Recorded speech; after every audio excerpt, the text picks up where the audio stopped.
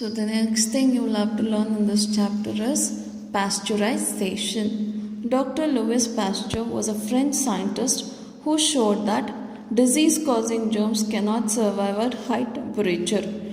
He was the genius behind pasteurization, a process of heating milk, milk products and other food items such as juices, etc.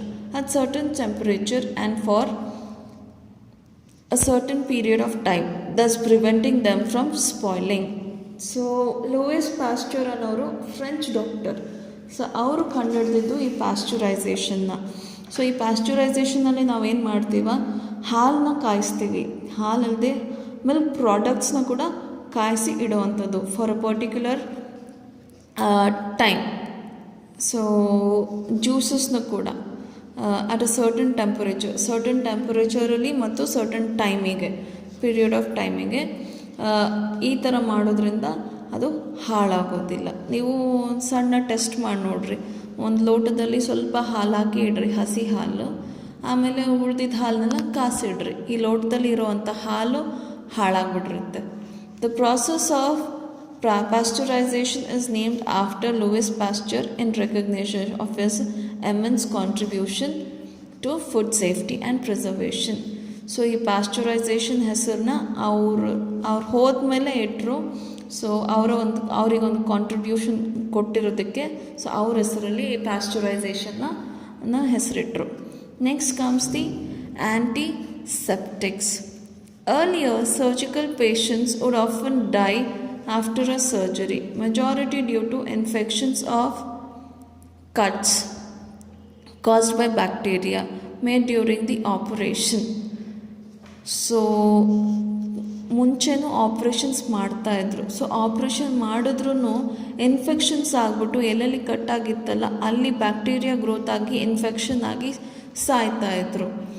So ಆ ಟೈಮಲ್ಲಿ doctor ಲಿಸ್ಟರ್, an English surgeon, applied the belief that the germs could be killed at high temperatures by boiling the surgical instruments before and after surgical operations and observed that this greatly reduced the chances of spread of infection and germs. So surgical ಇನ್ಸ್ಟ್ರೂಮೆಂಟ್ಸ್ನ boil ಮಾಡೋದ್ರಿಂದ ಈ ಥರದ್ದು infection spread ಮಾಡೋದ್ರಲ್ಲಿ ಕಡಿಮೆ ಆಯಿತು. Infection spread ಆಗೋದು ಕಡಿಮೆ ಆಯಿತು.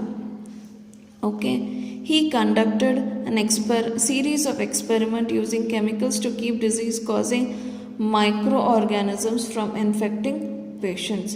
ಸೊ ಕೆಲವೊಂದು ಕೆಮಿಕಲ್ಸ್ನ ಯೂಸ್ ಮಾಡಿಬಿಟ್ಟು ಅವರು ಸೀರೀಸ್ ಆಫ್ ಎಕ್ಸ್ಪೆರಿಮೆಂಟ್ಸ್ನ ಕಂಡಕ್ಟ್ ಮಾಡ್ತಾರೆ.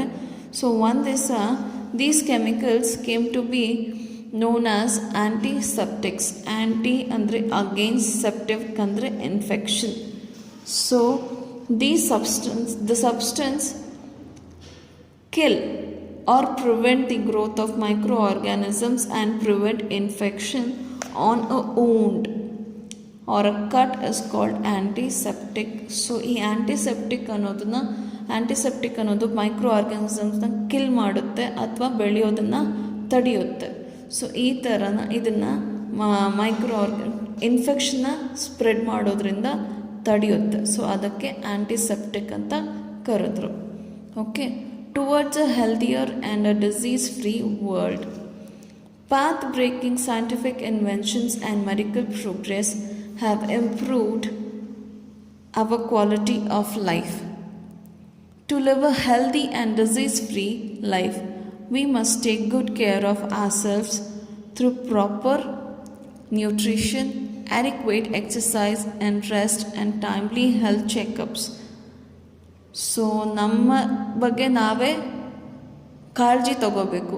ಅಡಿಕ್ವೇಟ್ ಎಕ್ಸಸೈಸ್ ತಗೋಬೇಕು, ಟೈಮಿಗೆ ಊಟ ಮಾಡಬೇಕು, ರೆಸ್ಟ್ ಮಾಡಬೇಕು, ಹೆಲ್ತ್ ಚೆಕಪ್ಸ್ನ ತೊಗೊಳ್ತಾ ಇರಬೇಕು, ಒಳ್ಳೆಯ ಹೆಲ್ದಿ ಫುಡ್ ತೊಗೋಬೇಕು, ನ್ಯೂಟ್ರಿಷನ್ಸ್ ಅಡಿಕ್ವೇಟ್ ಆಗಿರಬೇಕು. ಆಮೇಲೆ